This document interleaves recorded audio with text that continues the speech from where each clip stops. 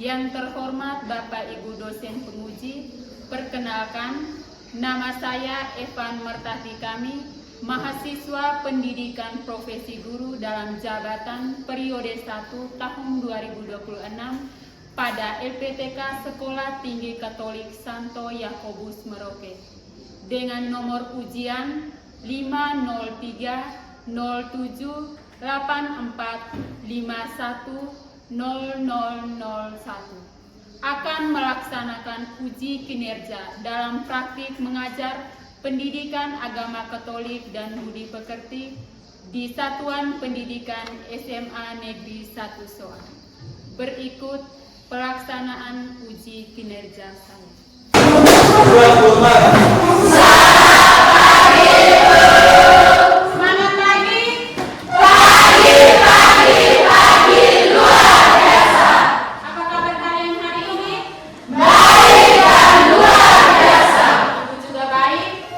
Terima kasih atas kehadiran kalian pada hari ini. Silakan dulu. Sebelum kita memulai proses pembelajaran kita pada pagi hari ini, sebaiknya kita diawali dengan doa pembuka. Ibu minta satu orang untuk doa. Dalam nama Bapa, Bapa sumber keselamatan hidup kami, puji dan syukur kami aturkan kepadamu karena Engkau telah menyatukan kami dari berbagai tempat, suku, bangsa dan bahasa menjadi umat kudus-Mu, yaitu gereja.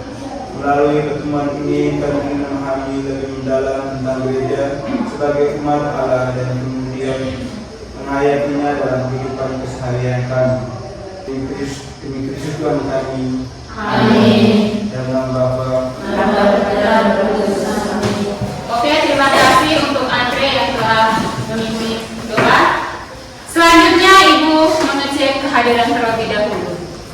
Agnesia Novalin Dede, hadir Bu. Andreas Eja, hadir Bu. Angelina Hurin, hadir Bu. Angelina Bella, hadir Bu. Aurelia Dede, hadir Bu. Don Bosco Dera, hadir Bu. Febrianti Luda, hadir Bu. Felicita Namo, hadir Bu. Selanjutnya marilah kita berdiri, kita menyanyikan lagu belajar Pancasila. Kita berdausa sila-silanya, kita belajar Pancasila. Ayo kita bangun Indonesia, bersatu dalam berbeda, bertegakkan dan berlari. Singkirkan egomu, oh kawan, demi negeri ini. Jadilah generasi emas, cerdas berbakti untuk kita, berjuang dan harus berani, kita terus torehkan prestasi. Aku belajar Pancasila, kita benar-benar sila-silanya, kita belajar Pancasila. Ayo kita jaga untuk Indonesia. Oke, silakan dulu. Baik, anak-anak, materi kita pada hari ini yakni tentang gereja sebagai umat. Sebelum kita mendalami materi lebih lanjut, Ibu akan memberikan dua pertanyaan untuk mengetahui pengetahuan awal kalian sejauh mana kalian mengerti tentang gereja. Pertanyaan pertama, apa yang pertama kali terlintas di benak kalian ketika mendengar kata gereja? Ada yang mau menjawab? Saya Ibu. Oke, silakan. Yang pertama kali terlintas di benak saya ketika mendengar kata gereja, gereja adalah tempat ibadat umat Katolik maupun Protestan, seperti gedung gereja tempat saya mengikuti misa setiap hari Minggu. Saya juga teringat pada doa, lagu rohani dan perayaan Ekaristi Namun setelah dipikirkan lebih dalam, saya menyadari bahwa gereja juga berkaitan dengan orang-orang yang berkumpul, seperti imam, petugas misa, dan umat yang berdoa bersama. Sekian. Oke, terima kasih Nova. Mungkin ada jawaban lain lagi selain temanmu? Oke, silakan. Dalam pengertian iman Kristen, gereja adalah persekutuan umat beriman, yaitu orang-orang yang percaya pada Kristus dan hidup dalam kasih, persaudaraan, serta pelayanan. Gereja disebut juga sebagai tubuh Kristus, di mana setiap orang memiliki peran dan tanggung jawab masing-masing. Oke, terima kasih. Selanjutnya kita ke soal nomor 2. Apakah hanya sekedar gedung atau ada makna lain yang lebih dalam berkaitan dengan kata gereja? Untuk soal yang ini siapa yang mau menjawab? Saya. Oke, silakan Aurelia. Menurut saya, gereja bukan hanya gedung tetapi memiliki makna yang lebih dalam. Gereja adalah persekutuan umat Allah, yaitu semua orang yang percaya kepada Yesus Kristus dan dibaptis.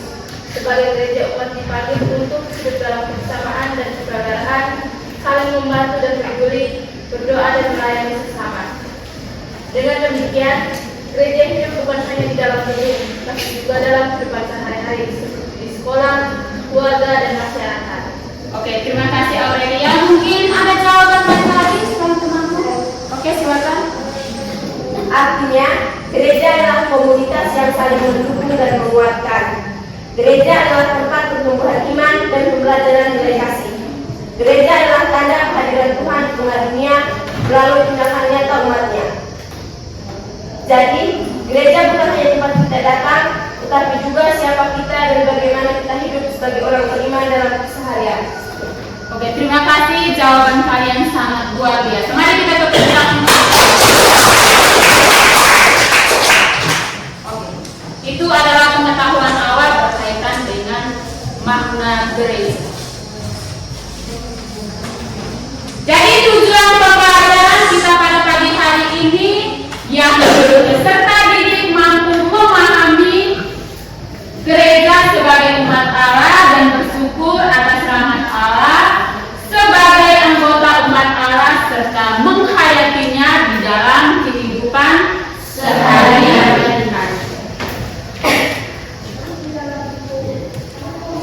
Jadi ada langkah pembelajaran yang kita pelajari pada pagi hari ini. Yang pertama, Ibu akan menampilkan 3 gambar dan kalian mengamati, kemudian kalian bisa mendefinisikan berkaitan dengan makna gereja. Dan yang kedua, kita akan mendalami kitab suci berkaitan dengan persekutuan umat. Dan yang ketiga, kita akan merefleksikan berkaitan dengan masalah yang ada di dalam gereja, terlebih khusus dalam hidup menggereja. Yang pertama, kita mulai dari mengamati gambar terlebih dahulu. Saya minta teman-teman, mari kita lihat bersama.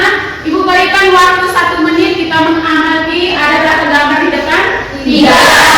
Gambar 1, gambar 2, dan gambar 3. Silakan Ibu berikan waktu. Oke, baik, sudah mengamati semua? Sudah. Gambar yang pertama, siapa yang mau mendefinisikan pendapatnya? Oke, silakan. Terima kasih soal yang diberikan kepada saya. Di sini saya akan mendeskripsikan gambar pertama. Gambar pertama adalah gereja sebagai tempat ibadah orang Kristiani. Sekian dan terima kasih. Oke, masih ada lagi yang lain yang mau mendefinisikan? Menurut saya, gereja dilihat secara bentuk fisik, yakni bangunan yang diberkati sebagai rumah Allah, tempat untuk beribadah. Oke, itu adalah definisi dari makna gereja di gambar 1. Jawaban sangat baik sekali. Oke, kemudian kita lihat di gambar yang kedua.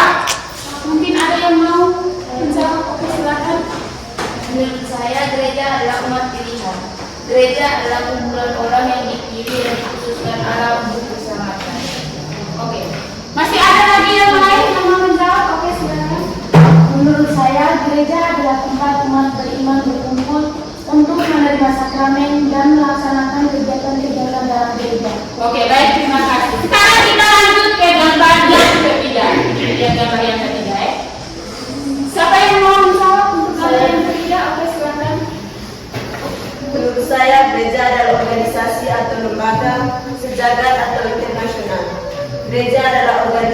dengan pemimpin tertinggi di Roma, dengan cabang-cabangnya sampai ke pelosok-pelosok seantero jagat.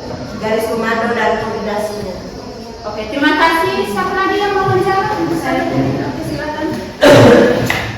Menurut saya, dalam gereja Katolik memiliki struktur organisasi hierarki, yaitu mereka yang telah dihabiskan, yang dari pemimpin tertinggi, paus, uskup, imam, dan diakon. Oke, mari kita beri tepuk tangan.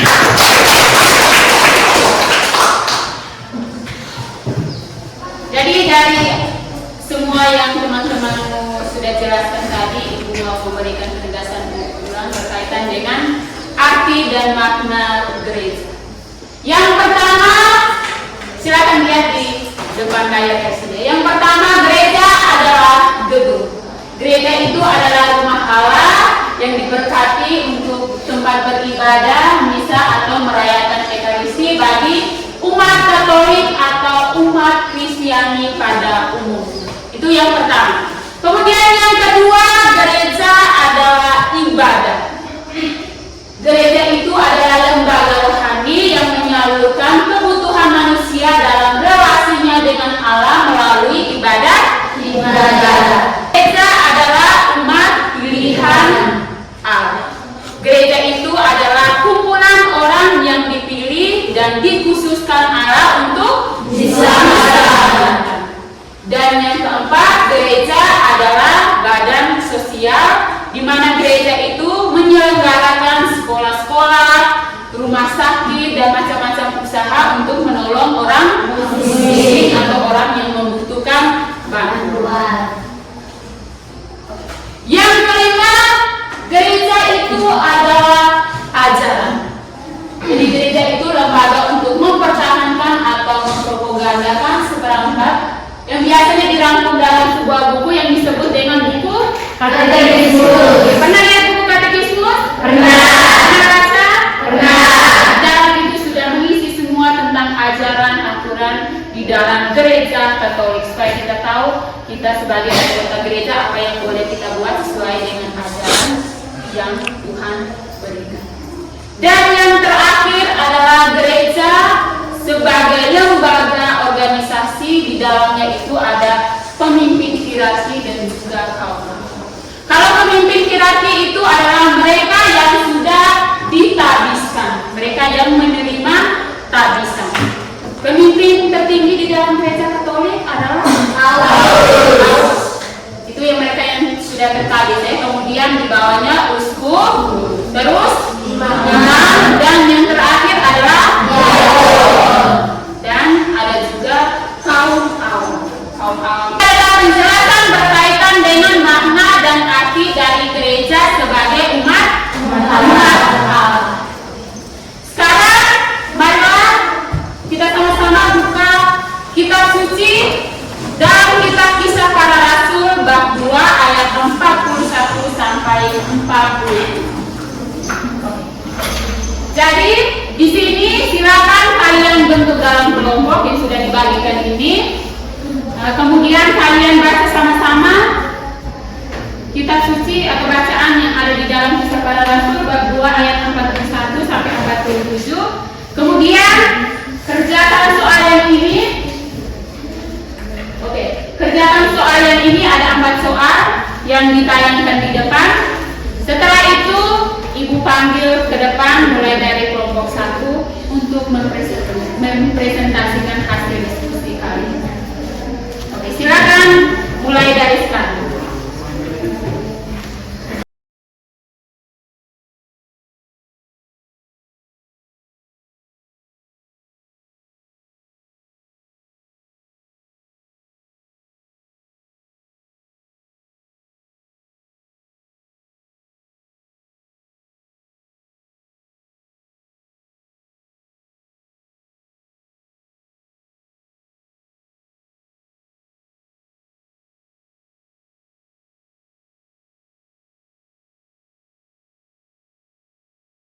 Mulai dari kelompok 1. Pagi semuanya.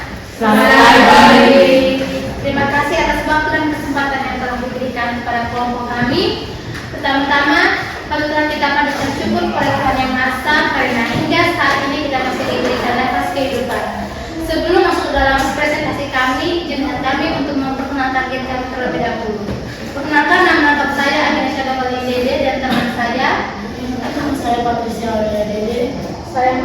Mustika Muleo. Saya Maria Yasinta Muleo. Saya Angelina Dewa. Saya Mona Ermelinda. Masih saya kembalikan kepada saya. Sekian perkenalan dari kami. Tanpa memperpanjang waktu, kami langsung saja dalam presentasi kami. Pertemuan saya sudah berikan kesempatan dan waktu. Nomor 1, apa keseluruhan teks kisah para rasul bab 2 ayat 41 sampai 47? Baik, di sini saya akan menjawab pertanyaan dari ibu saya. Pada keseluruhan teks kisah para rasul bab 2 ayat 41 sampai 47 adalah gambaran tentang kehidupan gereja perdana yang lahir dari pertobatan hidup dalam kesimpulan dan dipimpin oleh Roh Kudus. Jemaat hidup dalam iman, kesatuan dan doa, kasih dan kepedulian sehingga menjadi kesaksian yang hidup bagi masyarakat. Karena kehidupan mereka berkenan kepada Allah Tuhan sendiri yang menambah jumlah orang yang diselamatkan setiap hari. Sekian. Nomor 2, apa makna gereja memiliki kitab suci tersebut? Sebutkan ayat-ayat terkait. Menurut Kisah Para Rasul bab 2 ayat 41 sampai 47, gereja adalah persekutuan umat Allah umat beriman yang menerima firman Allah, dibaptis dan hidup bersama dalam iman dan kasih. Makna gereja menurut teks ini: 1. Umat yang menerima firman dan dibaptis ayat 41. 2. Persekutuan orang percaya yang tekun dalam pengajaran doa dan pemecahan roti ayat 42. 3. Komunitas yang dipersatukan oleh Allah, bukan sekedar organisasi manusia ayat 44. Keempat, umat yang terus dibangun oleh Tuhan sendiri ayat 47. Ayat-ayat terkait Kisah Para Rasul bab 2 ayat 41, 42, 44 dan 47. Sekian. Nomor 3, apa ciri-ciri gereja sebagai umat Allah dalam perikop kitab suci tersebut? Ciri-ciri gereja sebagai umat Allah dalam Kisah Para Rasul bab 2 ayat 41 sampai 47 antara lain: 1. Berakar pada firman Allah atau tekun dalam pengajaran rasul-rasul ayat 42. 2. Hidup dalam persekutuan yang erat atau sehati dan tetap bersatu ayat 42, 44 dan 45. 3. Setia dalam doa dan ibadah atau mengucapkan roti dan berdoa ayat 42 dan 46. 4. Penuh kasih sayang dan kepedulian sosial atau berbagi harta sesuai kebutuhan ayat 44 dan 45. 5. Hidup dalam sukacita dan ketulusan hati ayat 46. 6. Menjadi kesaksian yang baik bagi masyarakat ayat 47. 7. Mengalami pertumbuhan oleh karya Allah ayat 57. Sekian. Nomor 4, apa saja konsekuensi bagi kita sebagai anggota gereja umat Allah? Sebagai anggota gereja, umat Allah kita dipanggil untuk 1. Mendengarkan dan menghayati firman Tuhan dalam kehidupan sehari-hari. 2. Setiap hidup dalam persekutuan gereja, bukan hidup sendiri-sendiri. 3. Aktif dalam doa, ibadah dan sakramen. 4. Peduli terhadap sesama, terutama mereka yang berkekurangan. 5. Hidup dalam kesatuan, kasih dan kerendahan hati. 6. Menjadi saksi Kristus melalui sikap dan perbuatan yang baik. Waktu dan kesempatan sudah kembali kemungkinan. Sekian presentasi dari kelompok kami. Mohon maaf bila ada kesalahan yang kami ucapkan. Atas perhatiannya, terima kasih. Oke, mari kita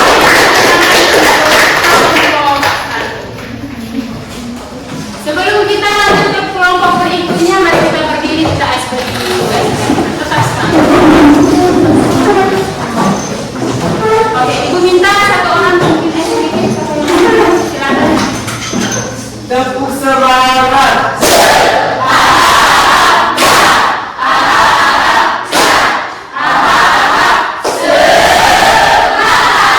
Masih semangat? Mau menyampaikan kembali bahwa pesan kitab suci tadi, yakni di dalam gereja itu harus adanya persaudaraan sejati, hidup dalam persekutuan umat. Jadi ciri gereja yang dihayati oleh umat perdana tadi, yang pertama adalah mereka berdoa bersama, berkumpul bersama, memecahkan roti, kemudian saling berbagi satu sama lain.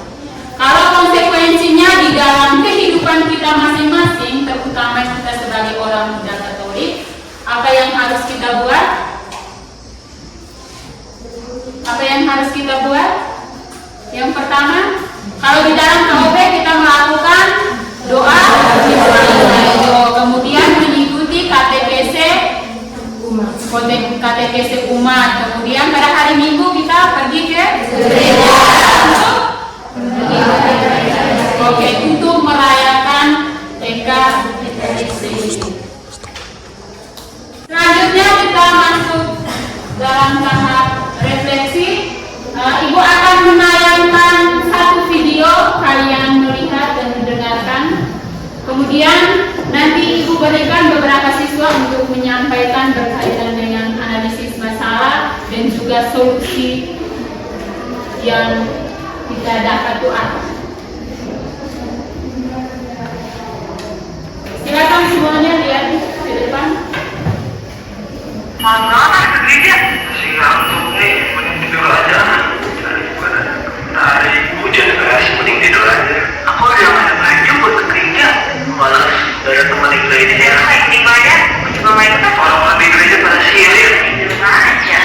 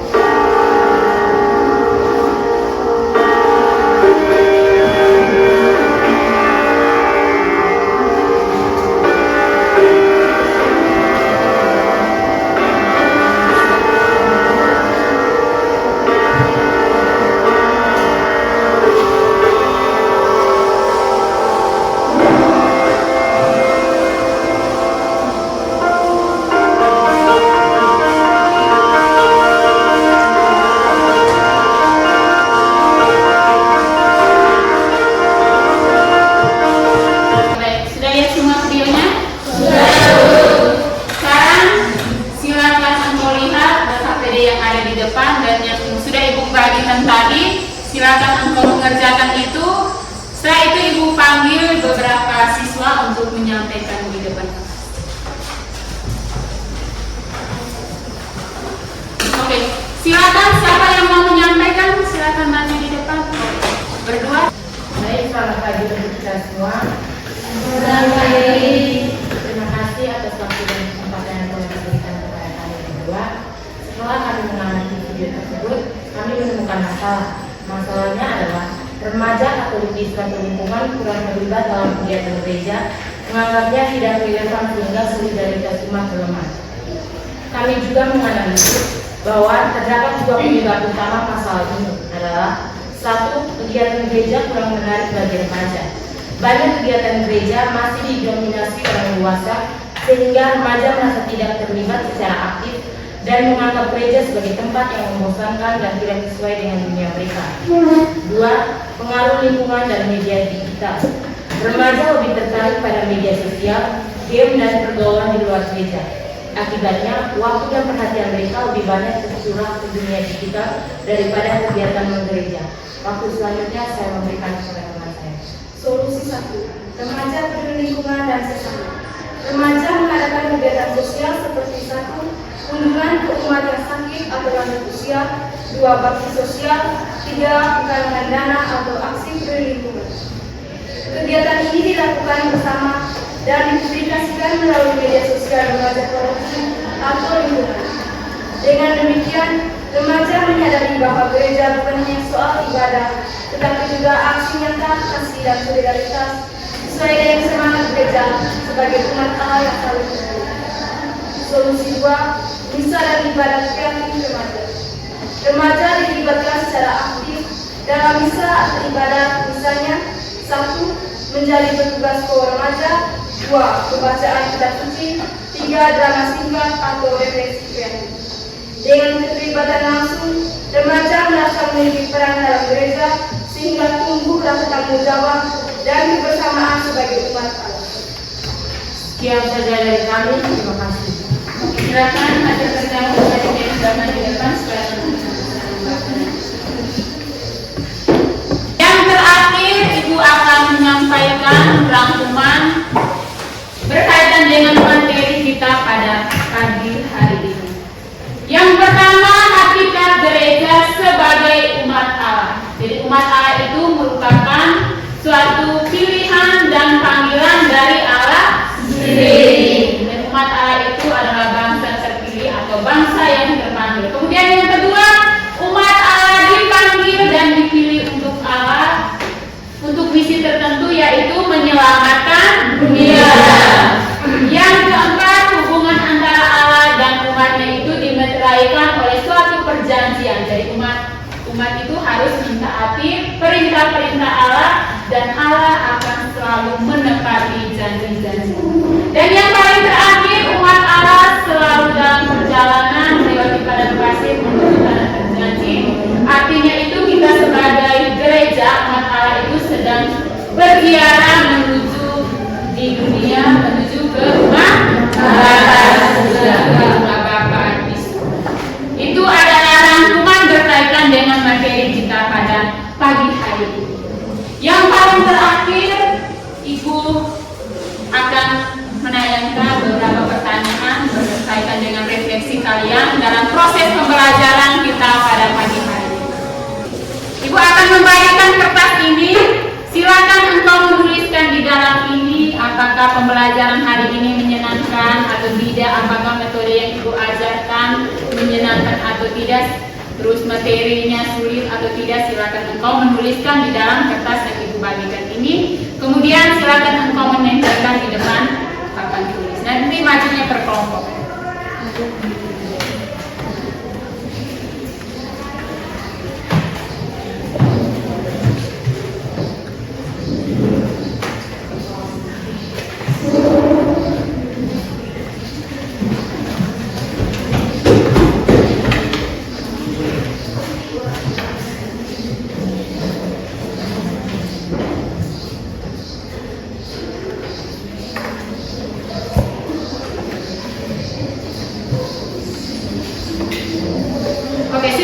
Sudah Bu. Silakan mulai dari kelompok ini, silakan langsung ke depan. Tempelkan di depan papan tulis. Kemudian langsung kepada tempat duduk supaya teman-teman yang lain bisa.